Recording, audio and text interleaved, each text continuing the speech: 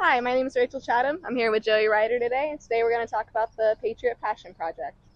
So the Patriot Passion Project came about really just by happenstance. So this is my hometown. I've always wanted to try to give back to the hometown, and I had an opportunity come to me basically through the Switzerland County Community Foundation. They had reached out asking for a location in the town to do a food pantry, and I made a few phone calls. They caught me with the right people, and basically I discovered I needed to set up a nonprofit to harness this food pantry. So I started the Patriot Passion Project with hopes that, in the beginning we're a food pantry. We're going to open our first food pantry distribution will be August 23rd. But I want it to be more than that. So I'm hopeful that it's something that can grow into other things that'll help the town. So just the ultimate goal of the Patriot Passion Project is to keep Patriot viable and here for at least 200 more years. It's been here since 1820, so it's already been here a little over 200. So that's really the goal with it.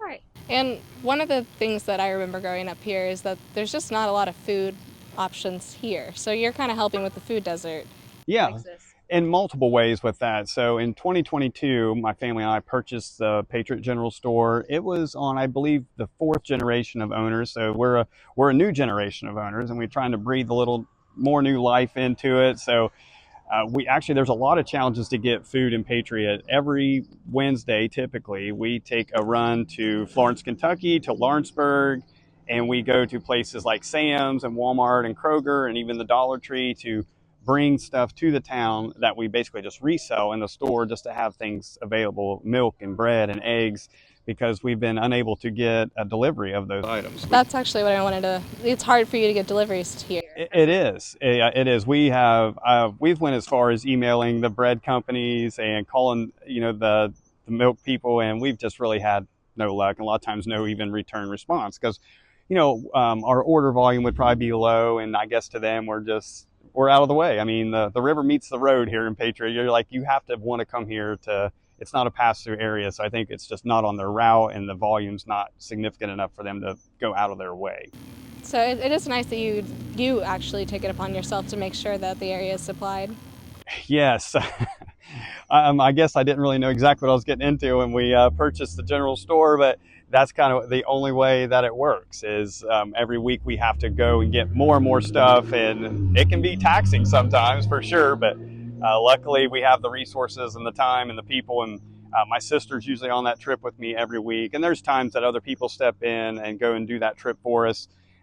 Yeah, it's rewarding, but it is exhausting at the same time, for sure. Part of it is you want to have everything in your small town that the town residents need. So it's not only milk and bread, but it's also, items to fix a water leak and hardware items. And we added hot food just as a convenience item. So we really want to try to put everything in there. And it's a traditional general store. There's everything in there from, laundry detergent to antiques in there. So yeah, we try to keep it broad. And the other purpose of that is I feel the more profit avenues we have, maybe people would stop for antiques and also buy, a piece of pizza. So trying to make it work, financially and also support the town. The store had been for sale for, I want to say, a few years. And I guess I was personally, me and my family had talked about purchasing in the past and just never did. Financially, it just didn't make sense. But I got pretty nervous that the store was going to close. And we've already lost so much in the town. We used to have a gas station across the way, and there's just been, seems like too many things were leaving. And I was afraid that they were just going to give up selling it and just close it. So I didn't even really tell my family. I just bought it. And they were a little upset about that, but thankfully they're rallied around it, and they all decided to help me somewhat. My aunt came on board to run the store. She's actually on vacation this week, so we won't get to see her, but so purchased it in 2022 and basically just had no idea how to run a grocery store. And the old ownership helped us along the way to get our feet going. And I think we finally got it down for the most part, what to order, what to do. And we added a few things since purchasing it. We added Hunt's Brothers Pizza was one of the first things we added, which has been very popular in the community. We added a hardware section, which has been a much needed addition to the towns. You don't have to drive to Lawrenceburg to fix a water leak anymore. We still have the old wood floors for the most part. We added an antique section just for people to come browse and hopefully hang out, and just any reason that we can get them to come to town and stop at the store. You want me to give you the tour? All right, so I'll give you a quick tour of the store. I don't in no wild order, but so this is basically the hardware section. So this whole rung here down this side is all hardware, and then we just basic household items. Anything from laundry detergent to Solo cups. Even got some baking dishes. And we always tell any client or clients, any customer that if you need something that you're going to buy, let us know. And there's been quite a few things that we've added just by people making suggestions, really. But on down through here, this is still basically all the hardware, and we kind of kept this. The store was just kind of large for what we could. We don't really need to fill it anymore. So we took this empty space and kind of made it antiques. So I'm an antique collector. I shouldn't have came here on my birthday week. Yeah, so a lot of this stuff I've found in my travels over the last 20 years. This is super cool. It's an old scroll, and then it's I couldn't tell you what year it's from, but it's one of my favorite things. It's just really neat. Got the flag. I'm pretty sure it's very old, but it folds down, makes a desk. Oh my gosh. Yeah, it's super cool. But there's just a whole range of different things in here. A lot of it's... One thing you can tell that it's old, there's 48 stars on the flag. Yeah. So that's sub 1950 then, right? But the floor in here was really giving way. So we removed all the floor, and this is all concrete, and we stamped it to try to make it look like wood. You didn't even know. That's crazy. Yeah. The other side that we first walked in is a newer addition from like the 1940s, I believe, and we kept the old wood floor over there because it's still nice and sturdy, and we plan to never have, because getting rid of the old wood floor was a little painful because it was so iconic to the store, but we tried to pay as much homage to it as we could. It's nice in here. Well, thank you. Well, we bought a lot of new coolers, so those 3 coolers there are new, and we moved all the coolers to this side of the store. They used to be on the other side. Yeah, this is all locally sourced from, we get it from Rush Lines out on Antioch, and they locally source where the animal comes from. I'm sure it's so nice for people to be able to buy meat. Yeah, absolutely. I mean, that's just an option that really wasn't here for a long time, and no fault of the old ownership. It's just they didn't really have an avenue to get it. So we were able to, luckily Rush Lines came about, and they were able to supply us with that and help us out there. And then we really have the one grocery aisle, that this is mainly, soda pop and bread. And then we're always trying to figure out what to put in here, and we kind of just go, with what sells. We don't have a great inventory system by no means. Every week we go through and make a list. Honestly, I was on vacation all last week, and we missed our shopping trip. We tried to get ahead, and then my dad and Susie went last night to try to get some stuff because we were definitely running low on some things. Because generally every Wednesday we run and do this. Yes, although since they went yesterday, we may move it later. We added. Yeah, so the deli case, now that's been here a long time. That is probably the last things internally we'll have to switch out because it's rather old, but it does still work. So we're hoping it works for 20 more years, but we know it could be on the list soon. Yep. Adding the Hunts Brothers Pizza was very helpful for the business of the store, as for a draw and for the community, to at least have some option, because they've always done cold lunch meat sandwiches here for a long time, and we still do that as well, but having a hot option. And then we added a fountain machine, which I don't think has ever been in this town, I don't believe. Maybe in the restaurant when they were here, but obviously that's no longer here. Oh, I bet there's so many people that are so happy they can just come get a fountain drink. Absolutely. Yeah, absolutely. You don't think about the things you miss until you can't get them. Yeah, and that's that's probably one of the ultimate goals, is to be able to have everything in this town that people need, so they don't have to leave. We're missing a lot of key things. We're missing a gas station, a pharmacy. I know that's a lofty goal, but there's a lot of things that the town just don't have that I think it needs, and I hope I got 40 or 50 more years to try to bring some of it here.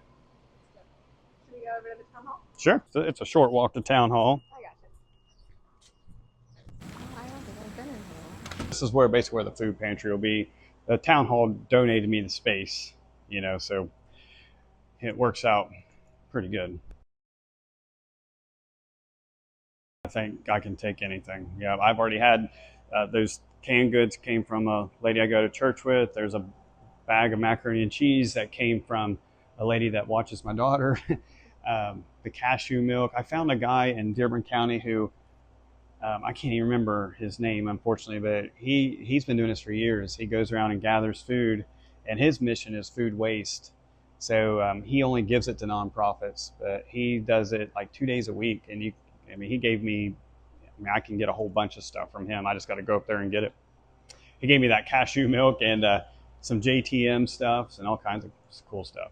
I mean, it's so nice because this area is poorer than we'd like to admit, and yeah, I don't know, there's a lot of struggle. So, well, as you can see, we haven't gotten our first food delivery yet. So that is slated to be here August 22nd, which is a Friday. And we hope to have these shelves fairly full and then distribute the next day on August 23rd from 10 to noon. And we'll just have basically a drive-through line come across through Town Hall, and we'll be handing out, distributing just bags of food. If anybody wants to donate some bags, Walmart bags or Kroger bags work great for us. So if anybody wants to donate those. As far as if anybody would like to help out the food pantry, there'll be volunteer opportunities. I'm working on getting a Venmo set up, which is a little painful to do, but I'm working on that. So when I get that link, I'll share it on the Patriot Passion Project page so people could donate that way. You can drop off donations. You can drop them off at the Patriot General Store. That's probably the easiest. And then we'll truck them over here. And if you want to do a monetary donation any other way, we'll probably have something set up during distribution. If anybody wants to swing by and wants to donate, they can just drop it in there, and we'll just have them. The check will be written to our nonprofit for that. Sure. But one cool thing I want to show you. So yesterday we had a delivery, and this delivery stemmed from some generous individuals in our community. They bought some animals at the 4-H fair for us, and that was Colin Farms, the Dam Auction Company, and the Carper Cutter family. So there was 3 different ones who purchased an animal to support a child and then donated that animal to the food pantry. And it was really heartwarming. I got pretty emotional when this happened. I thought maybe 1, but I couldn't imagine 3. And then on top of that, the Switzerland County Community Foundation then stepped up and donated to pay for the processing fees. So what's in here, what I'm going to show you, is all came just from the generosity of the community. And it's pretty awesome. So I can only open these doors once, because if I shut them, they won't open no more. They like seal. But this is amazing. Wow. Yeah, so this is most of it. So this will be a lot of food to give out. And obviously we'll be, I guess the word would be ration it. There will be that certain time, you'll get certain things, certain times. And we're only going to do this starting out once a month. But we'll see how that goes. And basically the once a month thing is because I don't know what I'm doing yet. And I hope the public can bear with me until we get it all figured out. But we had a little overflow for this one. And then, like I said, that gentleman from Dearborn County donated me some JTM stuff. And I already feel pretty blessed of what we've received in just this rather short amount of time. So it's pretty cool. And I hope we get a good turnout for our first distribution. And I'm excited. History all on the walls out there. I'll flip some lights on. This is the old Patriot school class photos, which, I never seen it standing, but I'm still even sentimental about it. And they, Patriot High School, 1942. Yeah. Yeah, they have an alumni that still get together. So this is the old Patriot jail. So I own this property now, and I built a campground back there behind it. So the whole goal is always about saving the town, but the old jail is going to be there forever. I'm pretty sure it says 1820 on there.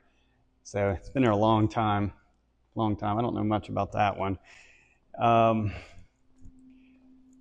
There was a gentleman named Dan Back who, he wasn't from Patriot, but he lived here for a while, and he did so much of this. And there's probably more people that did, and there's a plaque to him, which is why he did a lot of this history.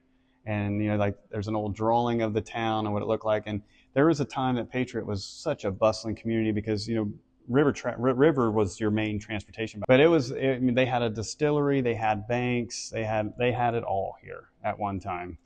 And unfortunately, when the advent of rails and cars, it kind of changed it a lot.